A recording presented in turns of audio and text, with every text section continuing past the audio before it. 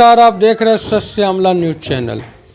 आज हम आपको एक ऐसे सामाजिक व्यक्ति से मिलाएंगे जो अपने बाल्यपन में ही सामाजिक कार्यकर्ता के रूप में काम शुरू कर दिए थे।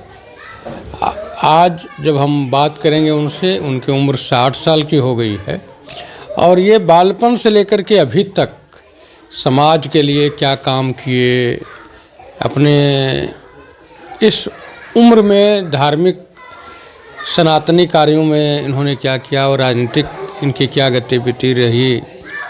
ये ऐसा नहीं है कि केवल सामाजिक और राजनीतिक गतिविधि में ही रहे, ये LLB किए हुए हैं और अभी वर्तमान में न्याय मित्र भी हैं एक पंचायत में। इनका नाम है चंद्रमौली जी। ये बारसलीगंज विधानसभा के कोचगांव के रहने वाले हैं। इनसे बात करते हैं कि इन्होंने जो सामाजिक काम किया, सामाजिक काम में क्या बाधाएं आई, इन्होंने सामाजिक काम में क्या अनुभव पाया। ये RSS के एक संघ, RSS के शाखाओं में भी गए और वहाँ से होते हुए भारतीय जनता पार्टी जो संघ का एक विंग है राजनीतिक दल के नाम पर, उसके बाद क्या व्यवस्था हुई कि भारतीय जनता पार्टी छोड़कर ये आज वर्तमान में जनता दल यूनाइटेड से जुड़े हैं। बहुत सी इनकी बातें हैं जो अनकही बातें हैं, वह हम आप लोगों तक पहुंचाने का प्रयास करेंगे। सर, आपका हमारे चैनल में स्वागत है। नमस्कार श्यामल जी। सत्य श्यामला जो न्यूज़ चैनल है उसको मेरी ओर से शुभकामनाएं। साथ साथ छायाकार आपके केशव जी को भी मेरी शुभकामनाएं। सर्वप्रथम मैं बता दूं कि चंद्रमौली शर्मा मेरा नाम। मेरे दादाजी का नाम स्वर्गीय सत्यदेव महाराज, पिताजी का नाम स्वर्गीय कैलाश शर्मा। मेरे दादाजी शिक्षक थे, पिताजी भी शिक्षक, प्राथमिक शिक्षक थे और प्राथमिक शिक्षक संघ के करीब 40 वर्षों तक निर्विरोध वे वारसलीगंज अंचल के अध्यक्ष भी रहे, जिला के महासचिव भी रहे। और माताजी स्वर्गीय सियापति देवी, वो तो गृहिणी थी। मेरी एक दादी जी थी जो वारसलीगंज अस्पताल में नर्स के रूप में थे 1975 से ही। और मेरा जन्म 10 दिसंबर 1965 को हुआ और जब 1979 में मैं मैट्रिक की परीक्षा दिया था और वही 1979 में मैं RSS का संघ शिक्षा वर्ग लगा हुआ था BIT सिंदरी धनबाद में। उस समय कादिरगंज कृष्णपुरी जिसको बोलते हैं, आती एक गांव है, वहाँ के मुखिया स्वर्गीय रामाश्रय शर्मा जी थे। उनसे संपर्क में मेरे पिताजी आए।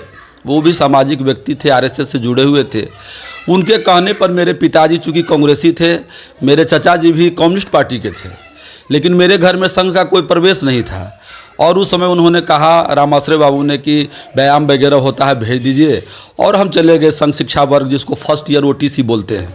और जब वहाँ चले गए तो हमने संघ शिक्षा वर्ग करने के बाद फिर जब वहाँ घर हम आए, तो घर आए तो हॉस्पिटल में डेरा था, क्वार्टर था। बगल के जो यहाँ था आपको डाकबंगला, जिला परिषद का डाकबंगला, तो जिला परिषद के डाकबंगला में मैं संघ की शाखा लगाता था मुख्य शिक्षक के रूप में। उस समय 79-81 में SN सिन्हा कॉलेज में पढ़ता था।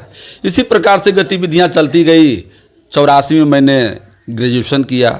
BSc करने के बाद MSc करने के लिए DAV कॉलेज कानपुर चला गया।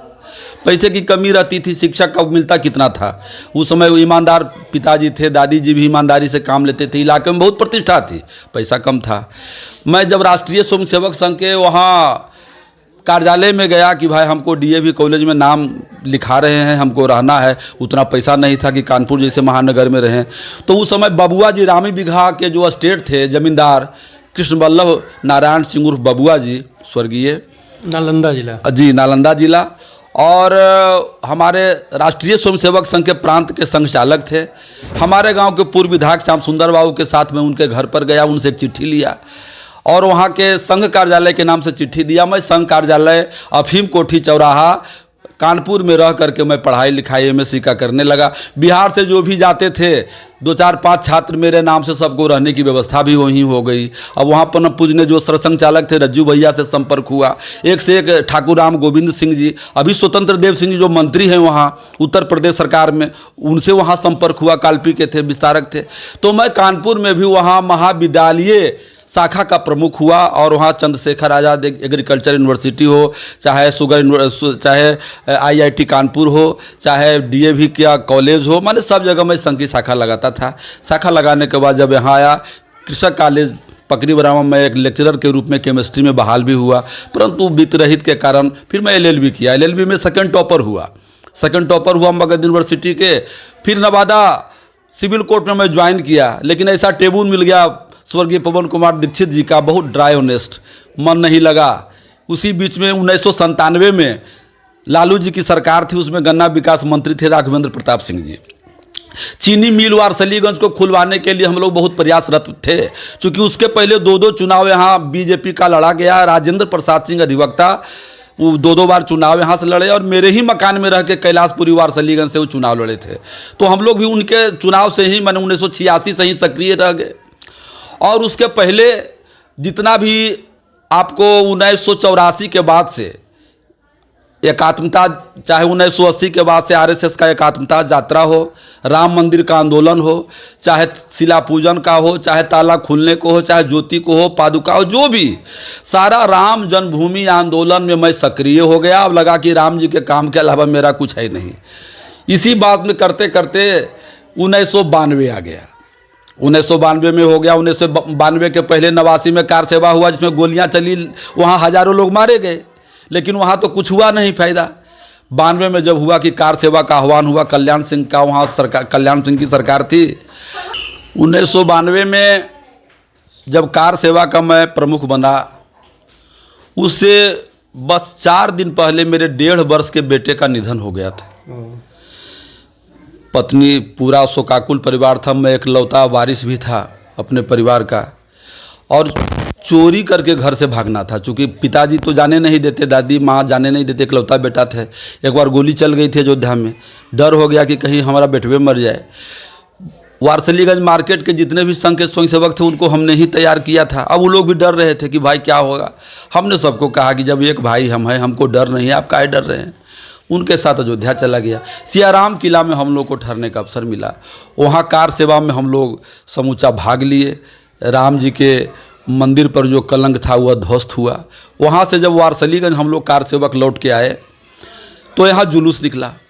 जुलूस वहाँ का ईंटा जो था ढांचा का, वो लेके हम लोग घूम गए। पेपर में निकल गया। राम रतन सिंह, पूज्य राम रतन सिंह रत्नाकर जी उस समय आज में लिखते थे, उन्होंने छाप दिया। और उस समय आरएसएस का मैं सह जिला कार्यवाह था, जिसको ज्वाइंट सेक्रेटरी कह सकते हैं उस समय 92 में। अब पुलिस खोजने लगी, एफआईआर हो गया। उसमें मेरा भी नाम था, रघुनंदन प्रसाद जी का भी नाम था, धूप फैक्ट्री, और 2 आदमी का और था। लेकिन हम लोग भूमिगत हो गए और 2 व्यक्ति ऐसे पकड़ा गए जो कि अयोध्या गए भी नहीं थे। उसमें एक लक्ष्मण प्रसाद चौरसिया थे, एक शंभू शरण सेठ जी थे। इसी प्रकार से जब 92 में फिर लगा राष्ट्रीय स्वयंसेवक संघ का, उसमें बिहार और झारखंड का संयुक्त संघ शिक्षा वर्ग लगा, जिसको ओटीसी बोलते हैं, सेकेंड ईयर विशेष। उस समय तो झारखंड था नहीं, तो बिहार ही था, लेकिन उस समय स्पेशल लगा दोनों का एक साथ। द्वितीय वर्ष का पटना में संघ शिक्षा वर्ग लगा, और बिहार संस्कृत परिषद एक है स्वामी हरिनारायणानंद जी का, उसमें लगा था। उसमें मैं संघ शिक्षा वर्ग किया द्वितीय वर्ष। वहाँ से फिर 92 में संघ शिक्षा वर्ग करने के बाद फिर हम कृषक महाविद्यालय देवधा पकरी वर्मा में पढ़ाया।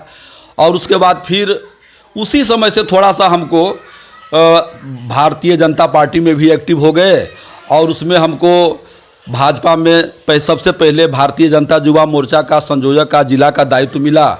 उसके बाद फिर भाजपा के जो युवा मोर्चा उसके प्रदेश कार्य समिति के सदस्य का दायित्व मिला। और वहाँ मिलने के बाद फिर भाजपा में, भाजपा की मूल जो इकाई है उसमें बुद्धिजीवी मंच, उस समय केदार बाबू उस समय जिलाध्यक्ष हुआ करते थे, हमको बुद्धिजीवी मंच का दायित्व मिला। लेकिन फिर भी मन नहीं लगता था।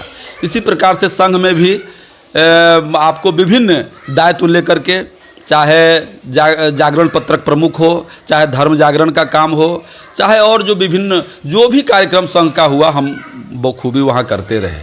करने के बाद उसके बाद क्या हुआ कि वारसलीगंज में हम साक्षरता अभियान से जुड़ गए। साक्षरता से वकालत तो किए हुए थे, पटना हाई कोर्ट में भी वकालत किए, लेकिन मन नहीं लगा। इसी बीच हम एक चीज़ और जानना चाहेंगे आपसे।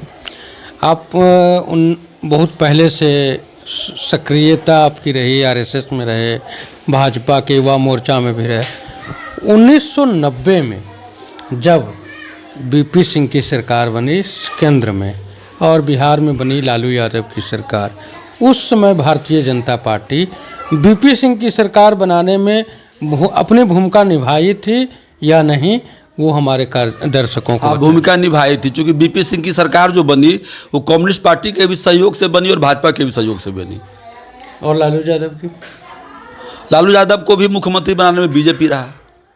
हाँ, जिस जंगल राज की आज बात होती है उसको बाद में आया, उसका जो जन्म हुआ वो भाजपा के सहयोग से। बाद में जब जंगल राज आने लगा तो भाजपा मटिया मेट करने के लिए कमर भी कस लिया।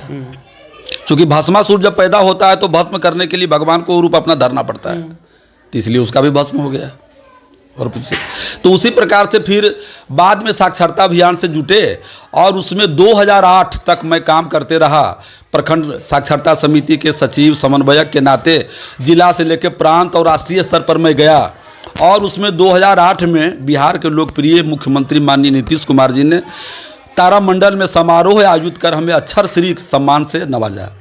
अक्षर श्री सम्मान से नवाजने के बाद मैं महादलित, दलित, अति पिछड़ा अल्पसंख्यकों के बीच में मैं काम करने लगा पूरे जिला के अंदर निरक्षरता रूपी कोड़ को भगाने के लिए।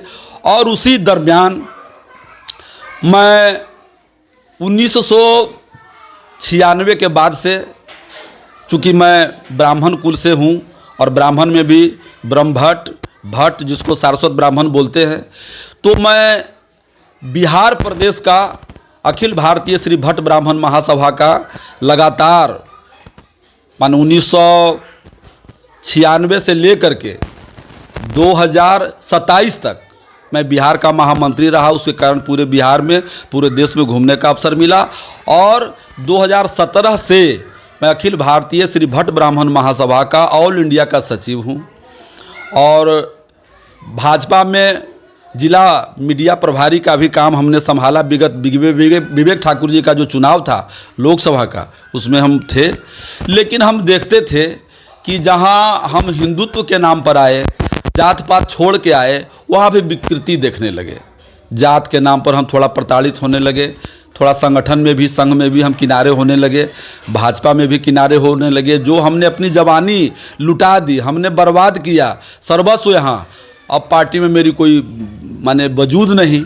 ऐसे लोग यहाँ हावी हो गए जिनका कोई तुक नहीं था। तो लास्ट में क्या किया, हम क्या करें भाई, तो हम धीरे धीरे कटना, थोड़ा सा किनारे होना शुरू किए। इसी बीच के इसके पहले कोरोना आया। तो कोरोना में हमको जो काम किए, कोर्ट के आदेश पर भी, चूँकि मैं कोर्ट में भी लोक अदालत से जुड़ा हुआ हूँ, तो वहाँ कोरोना में जो हमने काम किया, तो भोपाल से एक सर्वधर्म सद्भावना मंच है, उसने हमें कर्मवीर रत्न का सम्मान वहाँ से दिया। फिर हमको आगरा में अखिल भारतीय श्री भट्ट ब्राह्मण महासभा के कार्यक्रम में ब्रह्म वंशादित्य सम्मान से हमें सम्मानित किया गया। और जीवन की तमाम यात्राओं को करते हुए आज हम इस मुकाम पर हैं। और अभी वर्तमान में मैं अखिल भारतीय श्री ब्राह्मण महासभा का वारसलीगंज प्रखंड अध्यक्ष जो नवादा जिला में है, अखिल भारतीय श्री भट्ट ब्राह्मण महासभा का राष्ट्रीय सचिव और जनता दल यूनाइटेड नवादा जिला का भी सचिव हैं, अधिवक्ता भी हैं और अपना न्यूज़ वेबसाइट भी है न्यूज़ टुडे 365। आपने भी कहा कि जो भाजपा में हमने अपनी जवानी लगाई, जिस भाजपा को वारसलीगंज में, नवादा में स्थापित करने में आपने जो का निभाया, उसमें धर्म की जगह कास्ट की बात आने लगी और कास्ट के नाम पर आपको धीरे धीरे किनारे करने लगे लोग। क्या आज आप जदयू में हैं, जदयू में जो विषम परिस्थिति आपने भाजपा में झेला, वह विषम परिस्थिति यहाँ क्या कहा जा सकता है? मतलब जदयू में आप क्या कहेंगे, वो जातिवाद वहाँ है या नहीं? भारतीय जनता पार्टी में कहीं कोई कमी नहीं है। हमारे शीर्ष जो नेतृत्व में है नरेंद्र मोदी जी, अमित शाह जी, उनमें कोई कमी नहीं है। लेकिन वर्तमान जो वारसलीगंज और नवादा जिला की स्थिति है, और इसमें जो ऐसे ऐसे लोग आ गए, दूसरे दल से नए नए लोग आ गए और पुराने लोगों को दरकिनार करने लगे, काम करने वाले को दरकिनार करने लगे, नतीजा वही सामने के लिए आया। और उसे जब जदयू में भी हम आए तो जदयू में आए तो उससे भी अलग नहीं है। कार्यकर्ता का यहाँ भी कोई विशेष स्थिति ठीक नहीं है। और हम तो देखते हैं कि जब हम डिस्ट्रिक्ट जज के निकट, डीएम के निकट, सबके निकट कार्यक्रम की अध्यक्षता कर सकते हैं, लेकिन हमको भाजपा में मंच पर चढ़ने के लिए नहीं देता था। जो आडवाणी जी, अटल जी के मंच को हमने संबोधित किया, जॉर्ज फर्नांडिस के चुनाव में काम किया और उसको चढ़ने नहीं देता था, और वही काम जनता दल यूनाइटेड में भी मेरे साथ होता है। हमको भी हाशिए पर इतना सरकारी कमेटी बना कहीं हमने है, इतना कोई मंच पर कार्यक्रम होगा तो हमको बोलने नहीं देगा। कहा है कि ऐसा नहीं कि बोले दे तो सुपर डुपर हिट हो जाए। अब हम सरस्वती माता के पुत्र हैं तो हम क्या करें भाई, मेरी भी गति वही है यहाँ। लेकिन मुख्यमंत्री नीतीश कुमार जी से मेरा पुराना लगाव रहा है, इसलिए हम यहाँ साथ हैं। बस आज भी बिगुल बजेगा आरएसएस का तो फिर हम वहीं चल जाएंगे। हाँ, यानी कहने का मतलब ये हुआ कि आसमान से गिरे खजूर पर नहीं आए। आरएसएस ऐसा स्वयंसेवक तैयार करता है, ऐसा नट बोल्ट बनाता है कि जो हवाई जहाज में भी लगे और वही चापाकल में भी फिट हो जाए। जी, हम लोग ऐसा स्वयंसेवक तैयार हैं। हम अपना घर में कोई प्रतिष्ठा पाया तो कौन वैल्यू है, हम बाहर में जाके प्रतिष्ठा पा के दिखा दिया कि देखो जनता दल यूनाइटेड में भी हम जिला के महासचिव बन गए। हम कहीं भी बन सकते, प्रतिभा है, क्षमता है। जाति पाति का शोर मचाते केवल कायर कुरूप, रश्मि रथी में तो रामधारी सिंह दिनकर जी ने लिखा है। तो हमारे तो भुजाओं में ताकत है, हमारे जिह्वा पर सरस्वती है, हमारे अपने रग रग में खून राष्ट्र प्रेम का दौड़ता है। तो हमको कौन खजूर पर अटकावेगा, हम दूसरे को भले अटका देंगे। हम सरस्वती पुत्र हैं, हमको क्या है। चुनाव में जो बाहुबलियों को, धन बलियों को, कार्यकर्ता को इग्नोर करके सिंबल दे दिया जाता है, इस पर आप क्या कहें। कार्यकर्ता जो पुराने हैं, जो खपाए जीवन भर, उनको इग्नोर तो नहीं करना चाहिए। लेकिन अब पार्टी भी जो है, भाजपा भी है, अब चूंकि राजनीति करती है, इसको भी अब चुनाव जीतना है, सरकार बनाना है, छल छद्म साम दाम दंड भेद सब नीति अपनाती है। तो उसमें कार्यकर्ता को कौन देखता है। वहाँ तो सीधे लक्ष्य है कि हमको जो आंख दिखाई पड़ रहा है मछली का, उसमें मारना है तीर। तो वही तीर मारने के फेरा में, चुनाव जीतने के फेरा में सब क्रियाकर्म करती है। और जो जान दिया वो बेचारा हो जाता है। चुनाव जीतने के बाद में भी जो काम करने वाले कार्यकर्ता हैं बेचारे पीछे हो जाते हैं, और जो गगनचुंबी गगन बिहारी लोग हैं वो आगे हो जाते हैं। यानी आप ये कह सकते हैं कि लोकतंत्र जो है वो बाहुबली और धनबली के कब्जा में है। अभी फिलहाल कब्जा में है, और कब्जा से मुक्ति के लिए लोग छटपटाहट इसलिए कर रहे हैं कि कल जो नेता उपयोग करते थे क्रिमिनल का अपने चुनाव में, अब नेता का उपयोग करने लगा क्रिमिनल अपने चुनाव में, तब तो छटपटाहट तो रहेगी। और जब क्रिमिनल आ गया राजनीति में तो हमारे आपके जैसे लोगों का कहाँ वैल्यू है। कोई राजनीतिक सामाजिक कार्यकर्ता का कोई वैल्यू नहीं है। वो तो गुंडा सौदा का वैल्यू होगा, दूसरा कहाँ वैल्यू होगा। और जब जीत के बाहुबली जाता है तो सब शासन सत्ता उसी के पास चल जाता है। नतीजा है कि बाकी लोग बेचारा रह जाते हैं। इसलिए सब राजनीतिक दल को मिल करके पूरे देश में जो दागदार लोग हैं उसको अलग करना पड़ेगा, तब राजनीति में शुचिता की बात हो सकती है।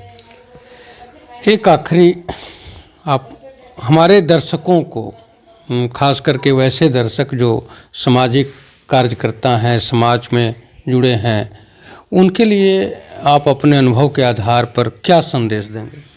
जो भी अब तो देखिए राजनीति का पैटर्न भी अलग हो गया। अब पार्टियां भी कॉरपोरेट जैसा हो गई।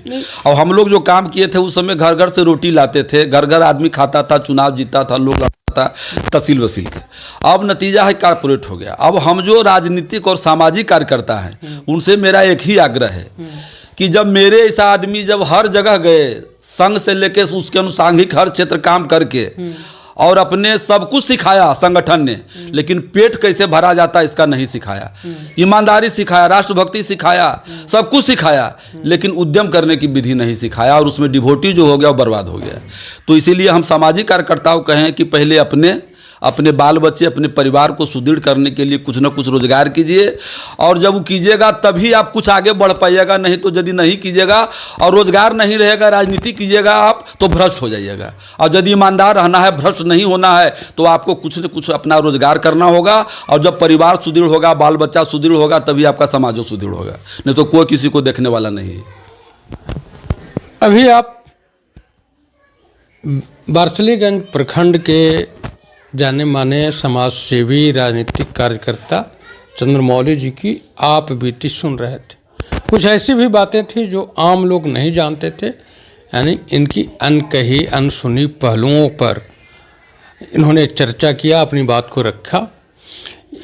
इनमें जो बातें हैं उनमें मैं ये समझा कि ये हर जगह अपने को ठगा महसूस किया, चाहे वो सामाजिक गतिविधि हो, राजनीतिक गतिविधि हो, और तो और भाजपा जैसे विश्व की सबसे बड़ी पार्टी जो राष्ट्रवाद की बात करती है, वहाँ तो ये सबसे ज़्यादा ठगे गए।